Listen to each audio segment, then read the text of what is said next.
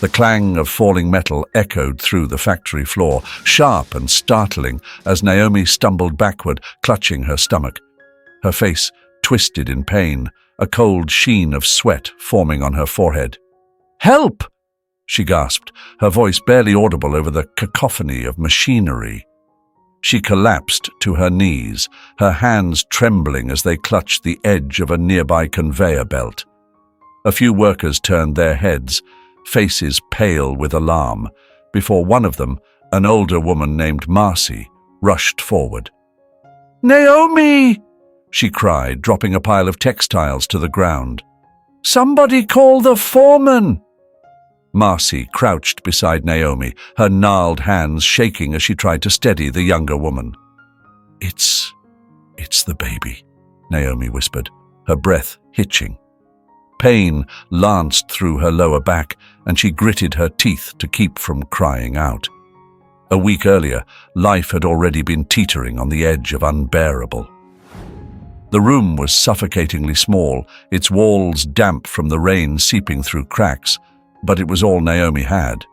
She sat at the table, counting coins with trembling hands, but no matter how carefully she arranged them, the sum never changed. Not enough. It was never enough. But that wasn't the worst of it. The worst was the words that replayed in her mind, sharp and cutting, refusing to let her rest. Her father had stood at the kitchen door the day she told him the truth, his face a mask of disgust. "You're nothing but a disgrace," he spat, his voice low and venomous. "You're going to bring a bastard into this world, under my roof. No, pack your things, Naomi. You've made your bed, now lie in it." Her mother, always the more measured one, had been no kinder. "You've ruined us," she hissed, her hands trembling as she folded laundry. "You think anyone will respect this family now? You couldn't even trap the father into staying. He saw what you were, a silly little girl who doesn't know her place. And Sergei, the man she thought she loved, the man she believed would stand by her, had only been crueler. She could still see him standing there, his arms crossed, his lips curled into a smirk that made her stomach churn. "Are you out of your mind?" he had said, his voice dripping with scorn. "You think I'm going to ruin my life for some accident? Do you even hear yourself? Go take care of it." When she refused, when she said she couldn't, wouldn't, his laughter was loud, bitter, and cold. "Well then, that's your problem, not mine. Don't come crying to me when you realize you're on your own." He walked out, slamming the door behind him. The sound had echoed through her tiny apartment, each thud a reminder of how truly alone she was. Those words, that laughter, followed her everywhere. They whispered to her as she scrubbed office floors late into the night, her knees aching and hands raw from the cleaning solution. They echoed in her mind as she hauled bolts of fabric in the factory, ignoring the strain in her back and the protest of her swollen feet. They loomed over her in the silence of her room, where the only sound was the ticking of the cheap clock on the wall. Naomi didn't have time for despair, though. She couldn't afford it.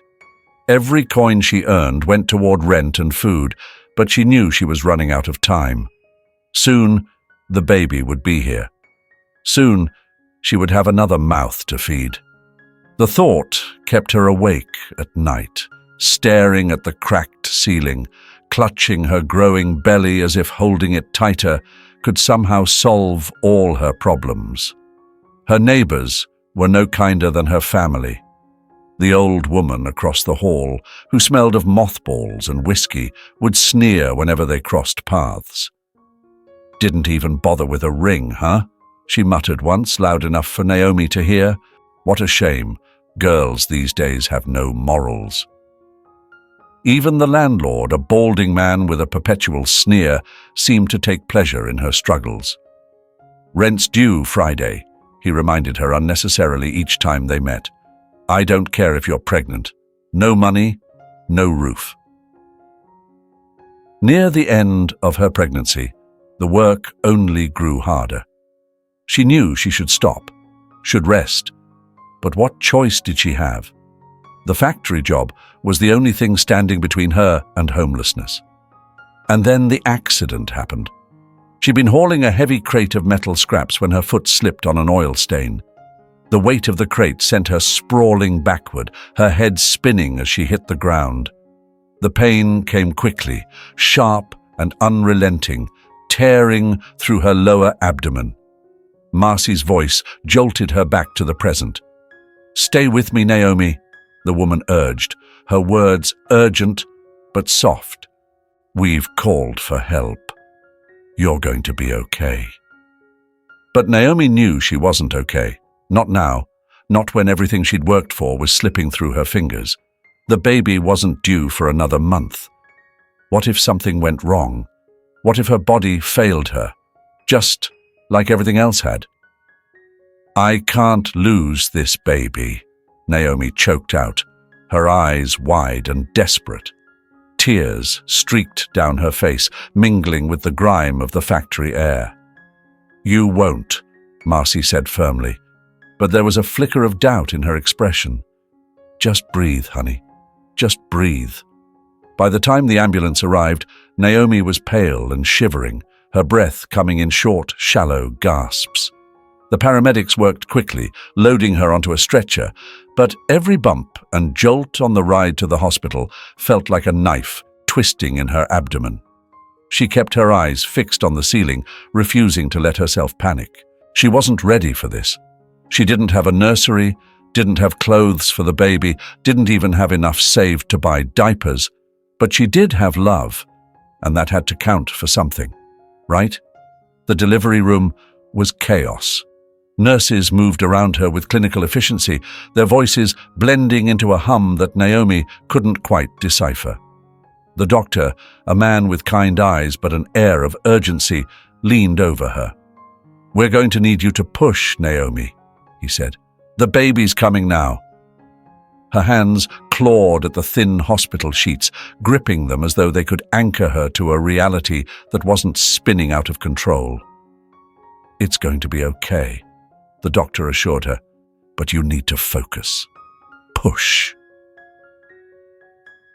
Time blurred into a haze of pain and fear, each contraction ripping through her like a tidal wave. But then, through the din, she heard it. A cry, high and sharp and impossibly small. Her chest tightened and her heart stuttered as they placed the tiny bundle in her arms. The baby's face was wrinkled and red, his cries tapering off as he nestled against her. "Oh," was all Naomi could say. Tears streamed down her cheeks as she stared at her son, her heart swelling with a love so fierce it left her breathless. "You're here," she whispered, her voice trembling. "You're really here." That night, as the baby slept in the bassinet beside her hospital bed, Naomi allowed herself to exhale for the first time in months. It wasn't over. She still had no idea how she'd make ends meet, still had no support system to fall back on, but she had him. And somehow, that made all the difference. The next morning, the hospital discharge paperwork sat on the bedside table, along with a bill that made her stomach churn. But as Naomi dressed her newborn in the only outfit she had, a hand-me-down onesie from a co-worker, she held him close, her lips brushing against his soft, downy head. "I'll find a way," she murmured. "I don't know how yet, but I will." A few weeks later, she started working again, this time in a slightly better job, a seamstress at a small tailoring shop. The hours were still long and the pay was still meager, but it was steady.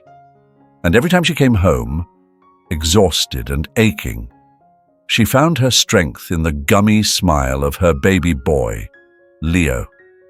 He became her reason for everything, for waking up at dawn, for skipping meals to make sure there was formula, for enduring the judgmental stares of neighbors who whispered behind her back.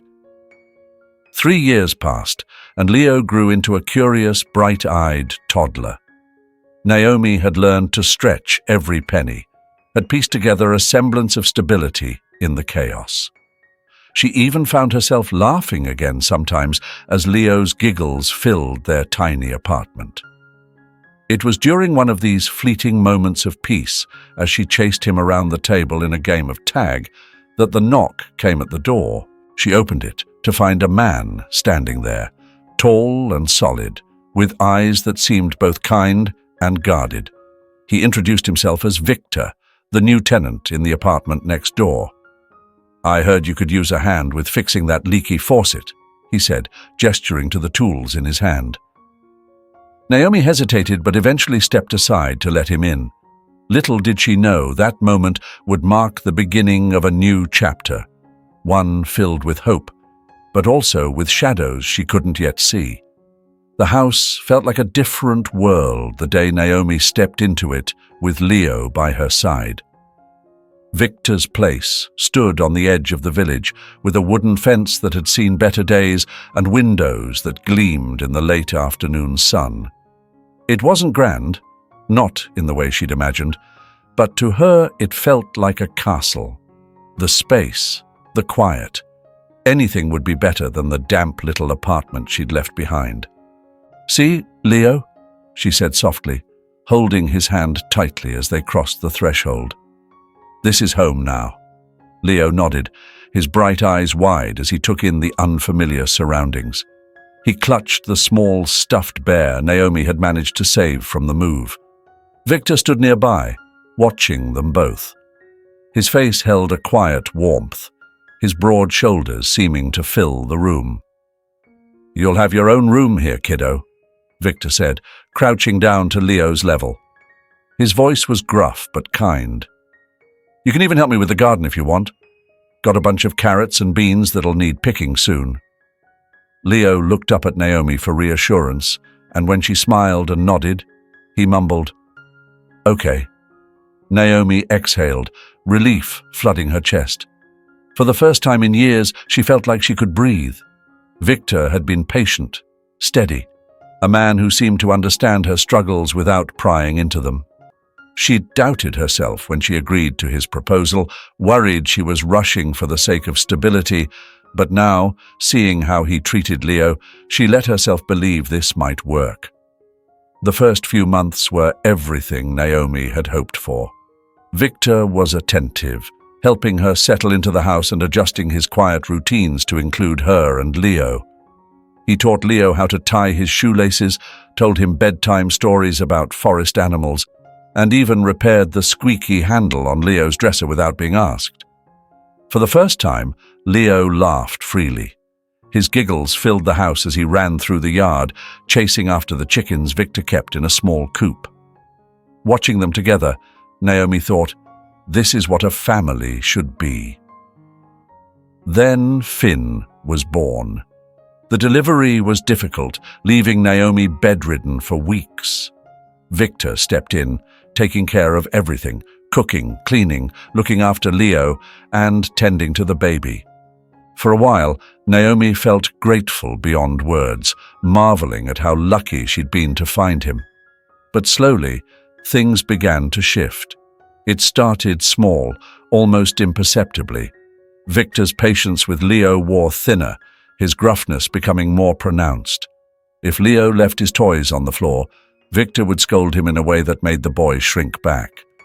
If Leo interrupted him while he was holding Finn, Victor's face would darken with irritation. Give him time, Naomi told herself. He's just adjusting. But time didn't help. One afternoon, the house was unusually quiet except for the soft giggles of Finn coming from upstairs. Leo was with him, the two brothers playing in the small bedroom that Victor had converted into a nursery. Naomi was downstairs folding laundry, relieved for a moment of peace. On the floor, Leo sat cross-legged, rolling a small rubber ball back and forth with his little brother. Finn, barely a year old, was unsteady on his feet but determined to keep up with his big brother.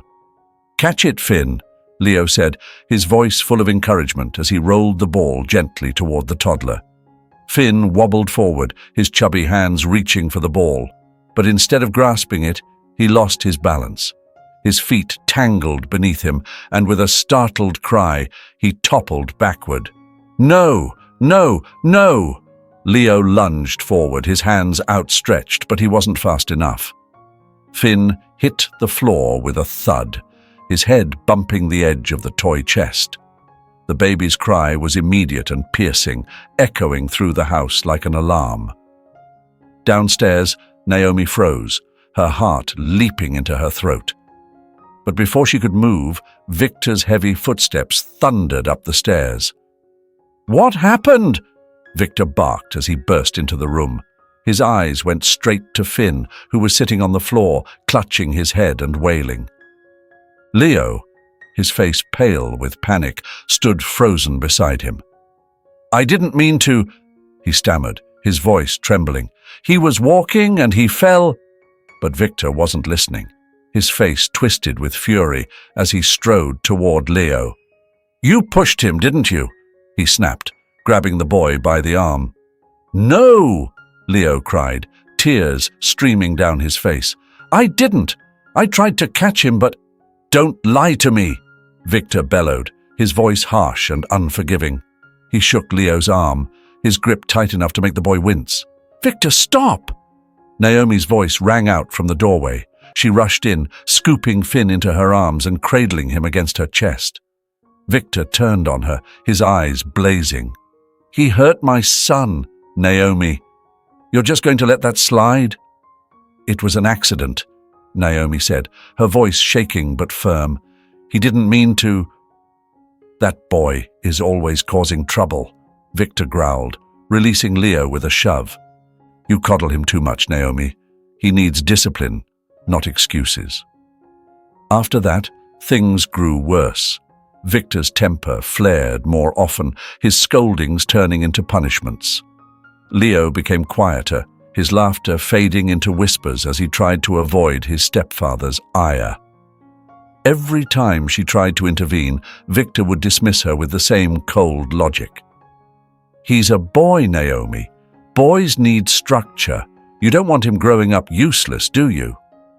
When she protested, his voice would harden. "What do you know about raising a man? You're too soft on him.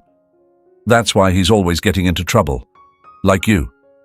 That night, as Leo slept curled up beside her, Naomi lay awake, staring at the ceiling. The warmth and hope she'd once felt in this house had been replaced by a suffocating tension. The next morning, Victor sat at the kitchen table, his face unreadable as he sipped from a chipped mug of coffee. Naomi moved quietly around the kitchen, her eyes red from lack of sleep. Leo shuffled in, rubbing his eyes, and took a seat across from Victor. "Good morning," Victor said, his voice unusually calm. "Good morning," Leo mumbled, still waking up. Victor leaned forward, his elbows resting on the table. "What do you say we spend some time together today, huh? Just you and me?" Leo's head shot up, surprise flickering in his eyes. He glanced at his mother, unsure, before nodding. "Okay." Naomi froze, mid-step. Victor barely acknowledged her hesitation. "I've got some errands to run in the woods," he continued, smiling faintly. "Thought it'd be nice for us to do something manly together. What do you think?" Leo hesitated for a moment, then nodded again, his face lighting up at the idea of Victor wanting to spend time with him. "Sure." Naomi's hands tightened around the dish she was holding. "The woods? Why not stay around the house?" Victor's eyes flicked to her, his expression hardening for just a second before he smoothed it over. "It's just a quick trip," he said. "Don't you want the boy to learn something useful?" There was no point in arguing. Naomi could feel it in the weight of his gaze, in the false cheer of his tone. She forced herself to nod. The air was crisp when they set out, the forest still damp from a light rain the night before. Victor led the way, his long strides cutting through the underbrush with ease. Leo struggled to keep up, his small legs churning as he carried a small backpack Victor had packed for him. "What's in there?" Leo asked, peering back at the bag. "Just snacks," Victor replied over his shoulder, his voice casual. "In case you get hungry." Leo grinned, his excitement bubbling over. This was the first time Victor had ever asked him to do something like this, and it felt special. Like, maybe, just maybe, he was starting to care. They walked deeper into the woods, the trees growing denser as the path became less defined. Victor kept his pace steady, glancing back occasionally to make sure Leo was following. "Where are we going?" Leo asked after a while, his voice tinged with curiosity. "Just a little further," Victor replied, his tone still calm. "There's a spot I know where you can see some squirrels. Maybe even a fox if we're lucky." Leo's eyes widened. "Really?" Victor smiled, but it didn't reach his eyes. "Really?" Hours seemed to pass as they trekked through the forest. Leo didn't notice how far they'd gone. His focus was on the stories Victor told, stories about animals and the wilderness, about how he'd grown up in places like this. But then the trail turned rocky, and Leo started to lag behind. "I'm tired," he said, his voice small. Victor stopped and turned, crouching down to meet the boy's eyes. "Just a little further, champ. There's a big tree up ahead where we can rest." Leo nodded, his trust in Victor absolute. When they reached the tree, a massive oak with gnarled roots that twisted like old hands, Victor set down his own bag. He pulled out a water bottle and handed it to Leo. "Drink up," he said. "You've earned it." Leo took the bottle gratefully, gulping down the water as he sat on one of the roots. His eyes drooped, his body giving in to the exhaustion from their long hike. "Lie back," Victor said gently, almost coaxing. "Take a quick nap. I'll keep watch." Leo hesitated, but the cool shade of the tree and the steady sound of Victor's voice lulled him into relaxation. Within minutes, he was asleep, his small chest rising and falling with each breath. Victor stood over him, watching for a long moment. His face was unreadable again, but his hands clenched into fists at his sides. Then, without a word, he slung his bag over his shoulder and turned, walking away. He didn't look back. When Leo woke, the world felt colder. The sun was dipping behind the trees, casting long, eerie shadows across the forest floor. He sat up quickly, blinking in confusion. "Victor?" he called out, his voice shaky. He looked around, expecting to see his stepfather nearby, but there was no sign of him, just endless trees and the sound of rustling leaves. "Victor!" he shouted again, louder this time. The sound echoed through the forest, but there was no answer. Panic began to claw at his chest. He scrambled to his feet, clutching his backpack as he turned in circles. Every direction looked the same. "Victor, where are you?" Tears pricked his eyes, but he blinked them away. He didn't want to cry. Victor would come back. He had to. But as the minutes dragged on, the reality sank in. He was alone. His breaths came faster, sharper. His small hands shook as he gripped the straps of his bag. He tried to retrace their steps, but every path seemed unfamiliar. "Mama," he whispered, his voice breaking. The tears came then, hot and unstoppable. He stumbled through the underbrush, his legs trembling with exhaustion and fear. Every sound, the crack of a branch, the rustle of leaves, made him jump. His mind filled with images of wolves, bears, and other creatures lurking just beyond his vision.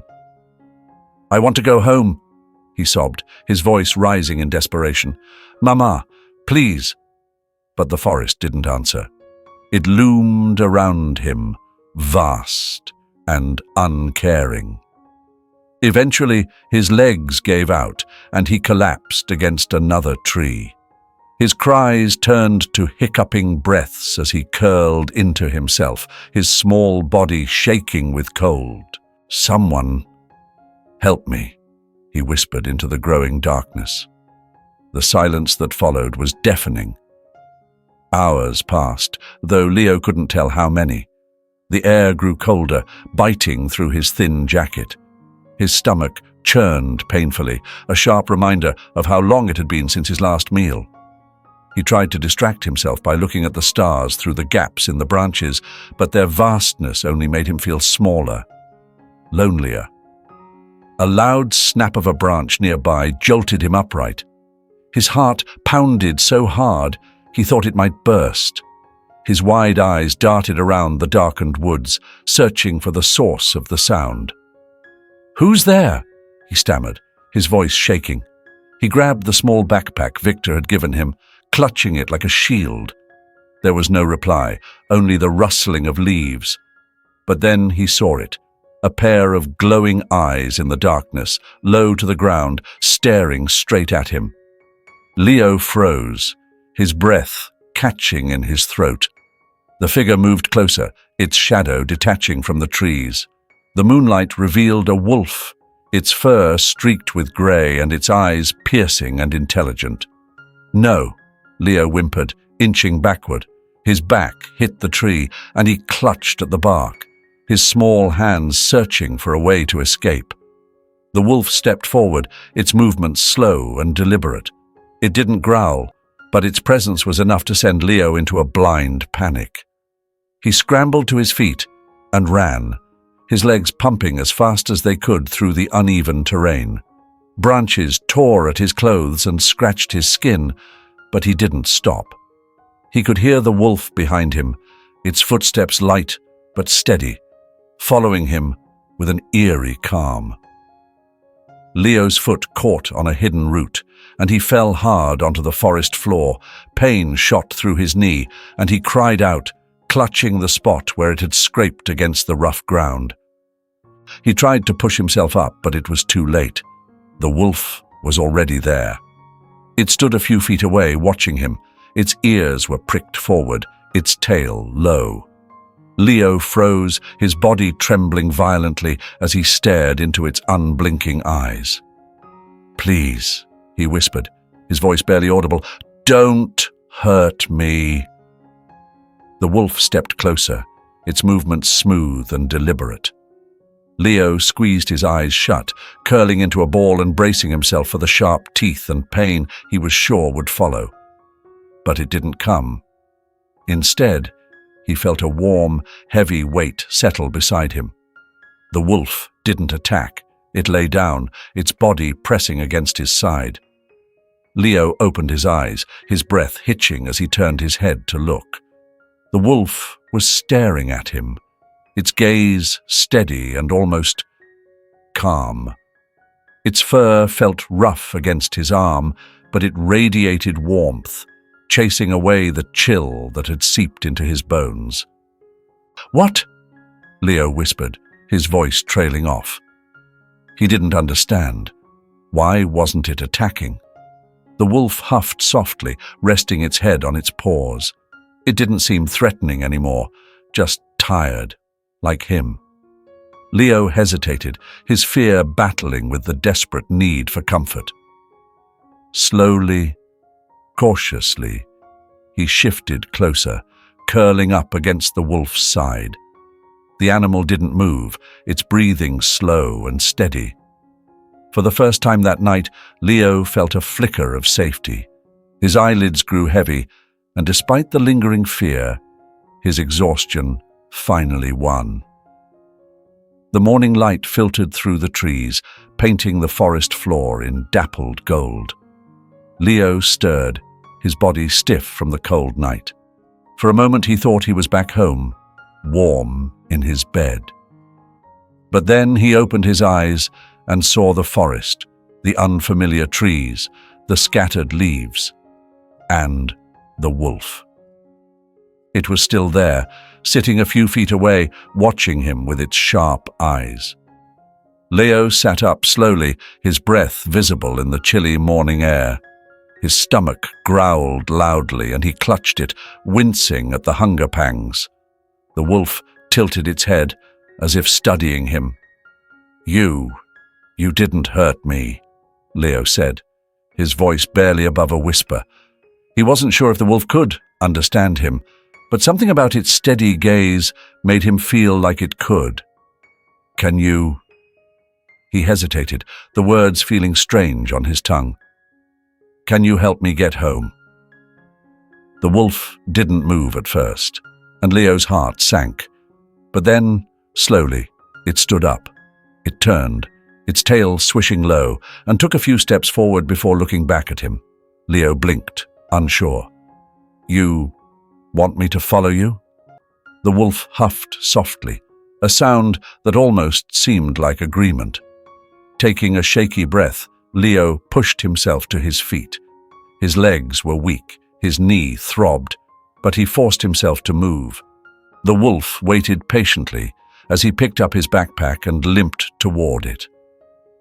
"Okay," he said quietly. "I'll follow you."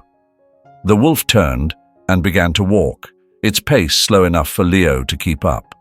The silence of the forest was broken only by the soft crunch of leaves underfoot and the distant caws of crows. Leo's eyes darted nervously to every movement in the trees, half expecting something to leap out at him. But the wolf stayed calm, its confidence an anchor against his fear. They were crossing a narrow, rocky path when the atmosphere shifted. The wolf froze mid-step, its ears pricking forward, its body lowering slightly as if preparing for something unseen. Leo, too, stopped, his breath catching as he stared at the animal. "What is it?" he whispered, his voice trembling. The wolf's nose twitched and a low growl rumbled from its throat. It was an eerie, guttural sound that sent shivers down Leo's spine. Before he could ask again, a movement in the shadows ahead caught his eye. Another wolf emerged, larger and darker, its fur matted and its eyes gleaming with a predatory hunger. The new wolf didn't hesitate. It advanced toward Leo, its lip curling to reveal yellowed teeth. Leo gasped and stumbled backward, his heart pounding in his chest. "No!" he cried, clutching at a nearby tree for support. The grey wolf stepped between him and the threat, its growl deepening into a warning snarl. The larger wolf hesitated for a moment, but then lunged forward, aiming straight for Leo. The clash was immediate and violent. The grey wolf leapt to intercept, its body colliding with the intruder in a blur of fur and snapping jaws. The sound of teeth clashing against teeth filled the air, a chilling symphony of violence that made Leo press himself against the tree, too scared to move. The larger wolf was relentless, its sheer size and weight giving it an advantage as it pushed the grey wolf back. But the grey wolf was fast, dodging and twisting with precision. It snapped at the larger wolf's flank, drawing a yelp of pain, but the attack only seemed to enrage the intruder further. They circled each other, their growls echoing through the forest like thunder. The larger wolf lunged again, its jaws aimed at the grey wolf's throat. Leo gasped as he watched, his small hands gripping the bark of the tree so tightly that his knuckles turned white. The grey wolf sidestepped at the last second, its teeth sinking into the larger wolf's shoulder. Blood sprayed onto the forest floor as the larger wolf howled in pain, thrashing violently to break free. The fight grew more desperate, each wolf landing savage blows on the other. The larger wolf managed to knock the grey wolf to the ground, its massive paws pinning it down. Leo's breath caught in his throat as he watched the larger wolf lower its head, its jaws opening wide to deliver a killing bite. "Get up!" Leo whispered, his voice trembling with fear. "Please, get up!" As if hearing him, the grey wolf twisted sharply, its back legs kicking against the larger wolf's belly. The force was enough to knock the larger wolf off balance, giving the grey wolf a chance to roll free. With a ferocious snarl, the grey wolf launched itself at the intruder, its teeth finding the sensitive flesh of the larger wolf's neck. The larger wolf yelped and thrashed, but the grey wolf held firm, its jaws clamping down with unyielding strength. Finally, the larger wolf pulled free and staggered back, blood dripping from its wounds. It stared at the grey wolf for a moment, its eyes blazing with a mix of rage and fear. Then, with a final growl, it turned and disappeared into the shadows of the forest. The silence that followed was deafening. The grey wolf stood panting, its sides heaving as it watched the darkness where the larger wolf had vanished. Its fur was matted with blood, some of it its own, but its posture remained strong. Leo slowly slid down the tree trunk, his legs too weak to hold him. Tears streamed down his face as he whispered, You saved me." The wolf turned to him, its piercing eyes softening. It limped toward him, lowering its head as it sniffed the air around him. Leo flinched at first, but the wolf didn't seem threatening anymore. Instead, it nudged his arm gently, as if checking to see if he was unharmed. "Are you okay?" he asked, his voice small. The wolf didn't answer, of course, but it sat down beside him, its body still tense as it kept watch. After a while, the wolf stood and began to sniff at the ground. It moved a few paces away, its nose leading it to a small bush dotted with bright red berries. Carefully, it plucked a few with its teeth and dropped them in front of Leo. You want me to eat these?" Leo asked, staring at the berries. The wolf nudged them closer with its nose. Hunger won out over hesitation, and Leo picked up the berries, eating them slowly. They were tart and unfamiliar, but they eased the gnawing pain in his stomach. "Thank you," he said, wiping his mouth. The wolf huffed softly, almost like an acknowledgement before standing again. It looked at Leo, then turned its head toward the path ahead, as if urging him to follow. Leo struggled to his feet, his legs still shaky, and took a deep breath. "Okay," he whispered, "I'm ready." He followed the wolf once more, his steps steadier now. The wolf limped slightly but didn't falter, its determination as strong as ever. 2 days. That was how long Naomi had spent pacing by the window, her eyes scanning the distant fields, desperate for a miracle. Her face was pale, her lips cracked from muttering silent prayers. The villagers had done what they could. Search parties had combed the surrounding woods, their calls echoing in the wilderness. But no one had returned with any sign of Leo. Her heart had become a hollow, aching thing. Each second stretched endlessly, her mind conjuring every terrible possibility. Had he fallen? Had some wild animal found him before help could? She pressed her forehead against the cold glass, exhaustion threatening to pull her under. And then she saw it. A small figure stumbling through the field, his form swaying but unmistakably alive. At first, she thought her mind was playing cruel tricks. But as the figure moved closer, his movements slow and unsteady, recognition slammed into her chest. "Leo," she whispered, her voice trembling. Then louder, "Leo!" She threw the door open, her bare feet hitting the frozen ground as she sprinted toward him. Tears blurred her vision as she screamed his name again and again, the words ripping from her throat with raw emotion.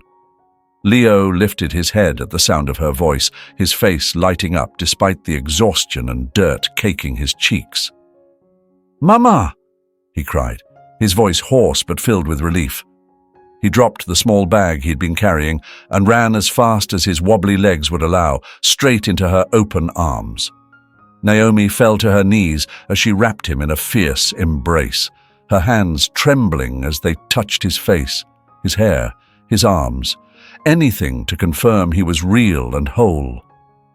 "Oh, Leo," she sobbed, rocking him gently. "I thought I lost you. I thought I'd never see you again." Leo clung to her, his small body shaking with the force of his tears.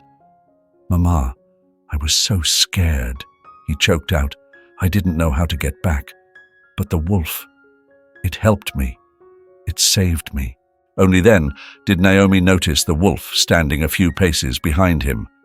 Its grey fur was streaked with dried blood from the earlier fight, and its stance was cautious yet protective. The villagers had begun to gather, their murmurs rising in astonishment as they spotted the animal. "It's the wolf," one man said, his tone a mix of awe and fear. "It must have brought him back." The wolf's sharp eyes scanned the crowd, its presence commanding an air of quiet authority. It didn't growl or bare its teeth, but its posture was clear. No one would harm the boy while it was near. Suddenly, a figure pushed through the crowd, Victor, his face a mask of feigned relief. "Leo!" he called, his voice loud and desperate. "Thank God you're safe!" The wolf reacted immediately. A low growl rumbled from its throat as it stepped forward, placing itself between Victor and Leo. Its hackles rose, and its piercing gaze locked onto the man. Victor froze, his expression faltering. What's wrong with that thing?" he stammered, stepping back. "It knows," Naomi said softly, her voice laced with suspicion and anger. She stood, holding Leo protectively against her. "It knows what you did." The murmurs among the villagers grew louder, their eyes shifting between Victor and the wolf. "You don't know what you're talking about," Victor snapped, his voice rising. "I've been worried sick. I've been looking everywhere for him." But the wolf didn't relent. With a sudden burst of speed, it lunged at Victor, its teeth sinking into his arm. Victor screamed, falling to the ground as the villagers rushed forward. The wolf didn't go for a killing bite. It released him after a moment, its growl low and menacing as if to say, "You've been warned." Victor clutched his arm, his face pale and drenched in sweat. The villagers surrounded him, their expressions darkening. "What's this about?"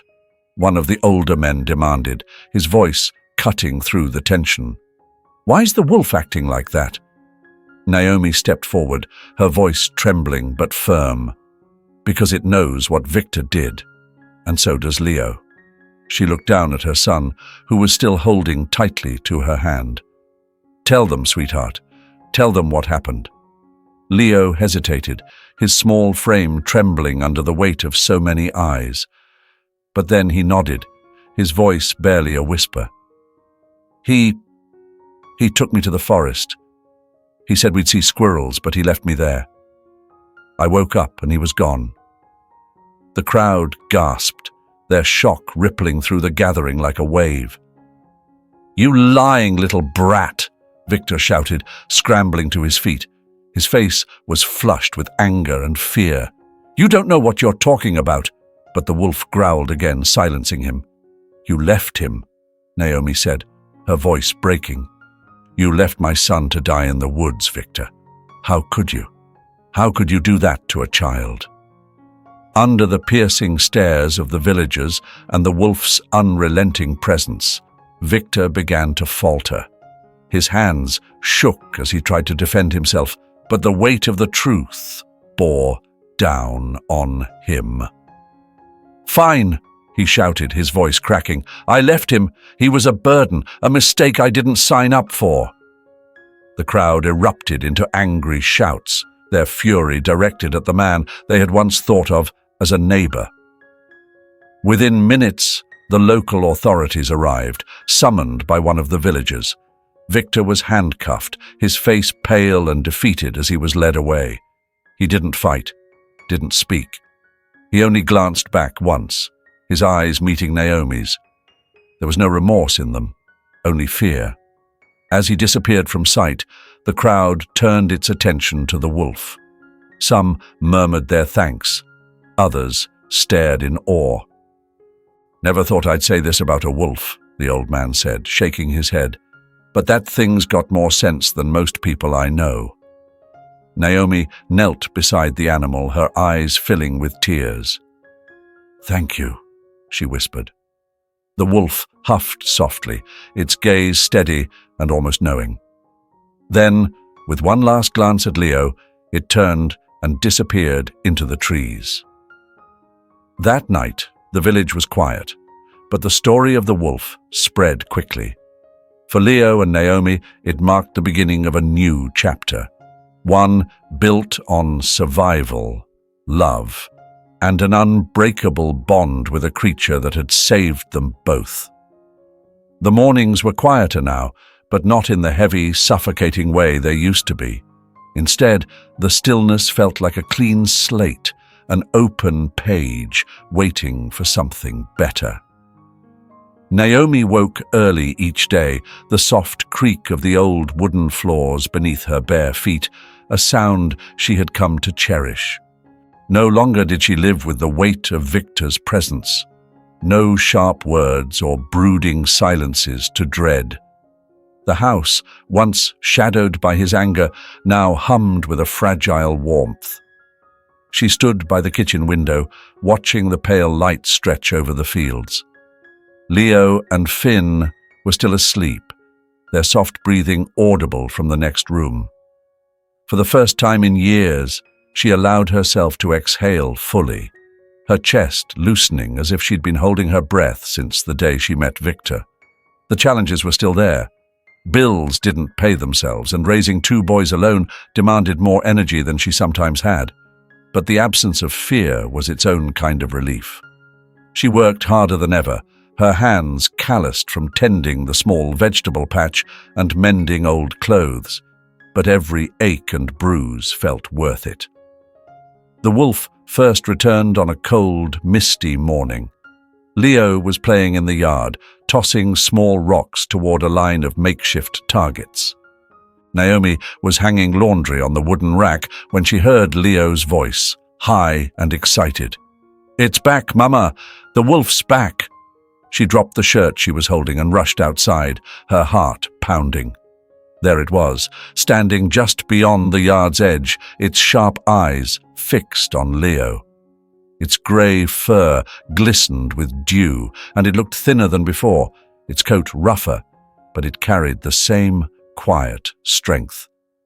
Naomi froze, unsure of what to do, but Leo walked toward the wolf without hesitation, his face lighting up like the morning sun.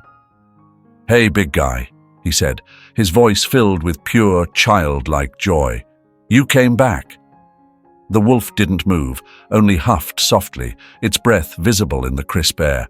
Then, slowly, it stepped closer, its movements cautious but unthreatening. Leo reached into his pocket and pulled out a piece of bread he'd been saving. He held it out, and the wolf sniffed it before taking it gently from his hand. "It's not scary, Mama," Leo said, glancing back at her. "It's our friend." Naomi watched as the wolf lay down near the porch, its body relaxing as though it belonged there. And perhaps, she thought, it did. The wolf became a regular visitor after that, appearing every few days and staying longer each time. It never crossed into the house but would lie on the porch or under the shade of the old oak tree in the yard. Leo would sit beside it, talking to it as if it could understand every word. "Did you know you're a hero?" Leo said one afternoon, scratching behind the wolf's ears. "Mama says you're the bravest wolf ever. I think you are too." Naomi often found herself watching them from the window, her heart swelling with gratitude. The wolf had done more than save Leo.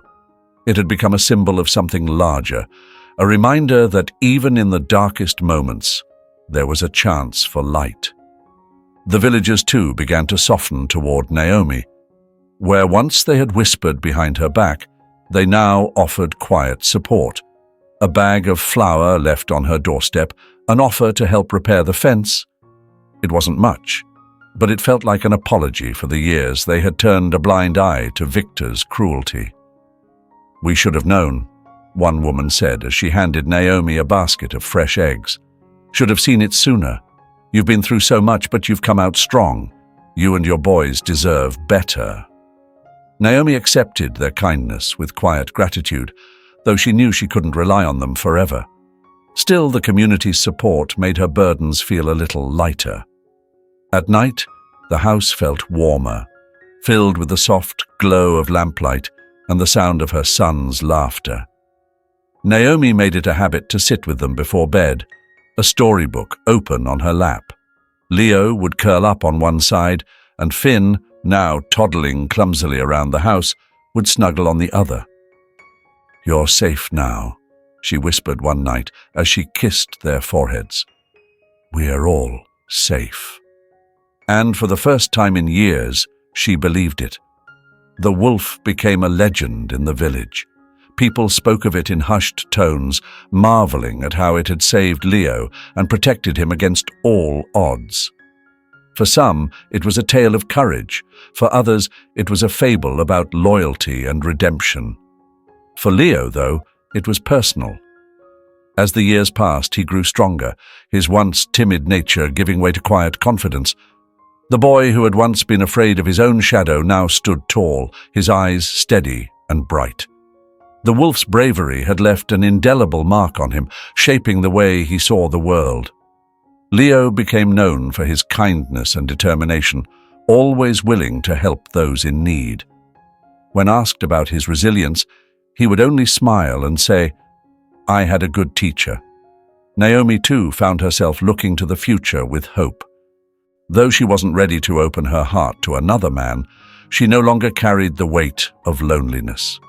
Her sons were her world, their laughter and love a balm for every wound.